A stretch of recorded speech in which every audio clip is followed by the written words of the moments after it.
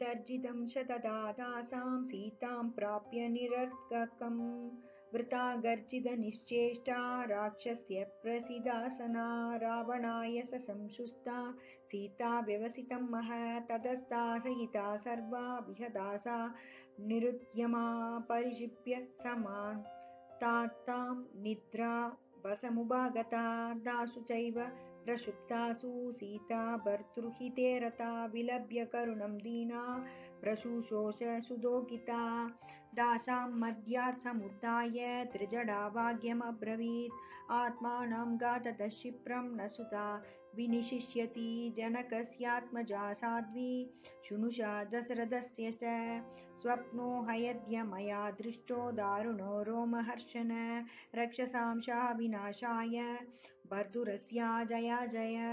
अलमस्मान् परित्रातुं राघवात् राक्षसीगणम् अभियाचाम वैदेही मे दत्ति मम रोचते तस्यास्येयं विदस्वप्नो दुःखिताया प्रतुष्यते सा दुःखैर्विविधैर्मुक्ता सुखमाप्नोत्यनुत्तमं प्रणिपादप्रसन्ना हि मैथिली जनकात्मजा ततसा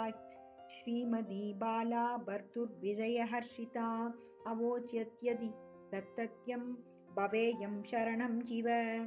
तां चाहं दातृषीं दृष्ट्वा सीताया दारुणं दशाम्।